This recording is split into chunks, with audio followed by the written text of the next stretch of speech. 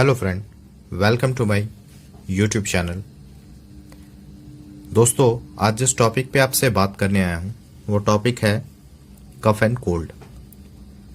और cough and cold का treatment जो नॉर्मली एलोपैथिक वाले डॉक्टर करते हैं,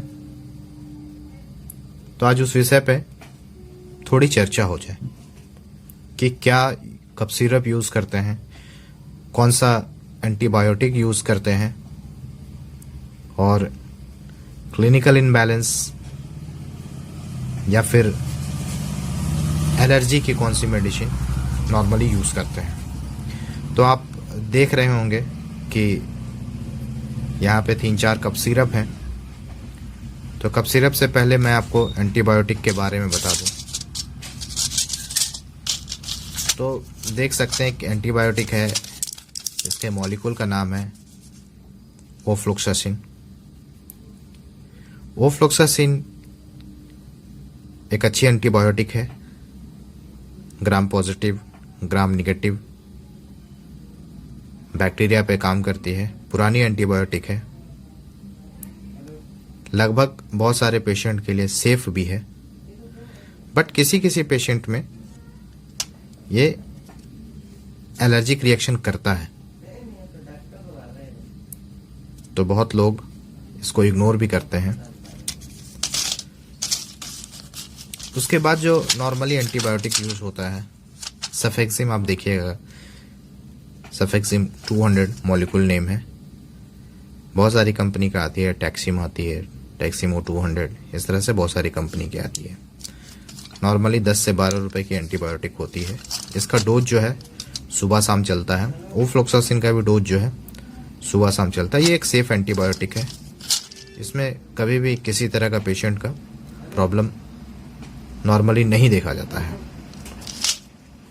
उसके बाद मैं बात करूंगा एक ऐसी antibiotic is called azithromycin, Azivok brand name, Azithral प्रथम। इसके 250, 500 बच्चे का सस्पेंशन आता है, 100 mg, 200 mg।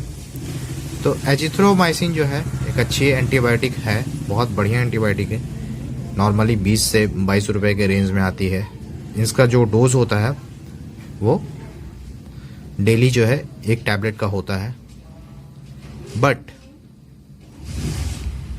ये रेस्पिरेटरी और आरटीआई इन्फेक्शन जिसको बोल सकते हैं, रेस्पिरेटरी ट्रैक इन्फेक्शन और यूरिनरी ट्रैक इन्फेक्शन, दोनों में यूज होता है। बट ये बहुत सारे पेशेंट में सेफ नहीं है। प्रेगनेंसी पेशेंट पे बहुत ही सोच समझ के देना पड़ता है। वैसे ये एंटीबायोटिक जो है बहुत बढ़िया है। उसके बाद एंटीबायोटिक सिलेक्शन होने के बाद में जो मैं आपको बताना चाहूँगा, नॉर्मली जो एंटी एलर्जिक यूज़ करते हैं वो लिवोसेट्राजिन, देख सकते हैं लिवोसेट्राजिन 5 mg या फिर सेट्राजिन 2 mg जो है वो क्लिनिकल इनबैलेंस के लिए यूज़ करते हैं। और अगर फीवर है साथ में तो एसिक्लोफेनिक पैरासीटामोल या प्लेन पैरासीटामोल का यूज़ करते हैं। अब बात करते हैं कफ सिरप के बारे में। तो कफ सेगमेंट को समझना बहुत ज़रूरी है, क्योंकि कफ सिरप जो है उसको समझना इसलिए ज़रूरी है क्योंकि बहुत सारे लोगों को ड्राई कफ होता है, बहुत सारे लोगों को वेट कफ होता है। तो ड्राई कफ के लिए नॉर्मली जो भी डॉक्टर यूज़ करते हैं कफ सिरप, इसका कंपोजिशन जो होता है वो है आपका डेक्स्ट्रोमेथोर्पन, डेक्स्ट्रोमेथोर्पन, हाइड्रोब्रोमाइड एंड क्लोरोफिलानामाइन मिलिएट सिरप। तो डेक्स्ट्रोमेथोर्पन, क्लोरोफिलानामाइन और इसी के साथ में बहुत सारे कफ सिरप में जो होता है वो फिनाइलेफ्रिन के साथ में मेंथॉल जो है वो मिक्स होता है, ताकि इरेशन ना हो और कूलिंग सूदिंग इफेक्ट जो है मेंथॉल के कारण मिलता रहे। आप जो है लीवोसल्बुटामोल देख सकते हैं, आप लीवोसल्बुटामोल एम्ब्रोक्सोल के साथ में गुआइफेनेसिन रहता है।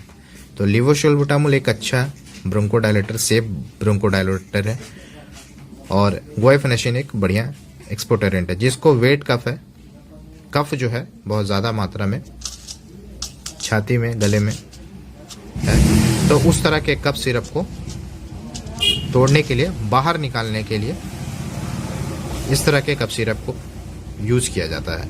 तो एक कप सिरप हो गया ड्राई कफ के लिए, सूखे खांसी के लिए, और लिवोसल्बुटामोल जो कंपोजिशन है एम्ब्रोक्सोल और गुआइफिनेशन के साथ में, ये कफ सिरप आपका नॉर्मली जो भी डॉक्टर हैं यूज़ करते हैं कफ को तोड़ने के लिए, कफ को निकालने के लिए। साथ में बहुत सारे लोग डेक्सोना वगैरह का या फिर कोई एस्टेरॉयड यूज़ करते हैं ताकि क्लिनिकल जो बैक्टीरियल इन्फेक्शन है वो बढ़े नहीं। तो ये जो भी मेडिसिन है विदाउट प्रिस्क्रिप्शन आप परचेज ना करें, डॉक्टर को दिखाएं, क्योंकि बहुत सारी खांसी जो होती है बहुत जटिल भी होती है और allopathic medicine without prescription safe नहीं है। तो आप डॉक्टर को दिखा करके ही इसका मेडिसिन खाएं। उम्मीद करता हूं आपको जानकारी पसंद आई। अगर पसंद आई तो मेरे YouTube चैनल को सब्सक्राइब करें, लाइक करें और शेयर करें। तब तक के लिए थैंक यू वेरी मच।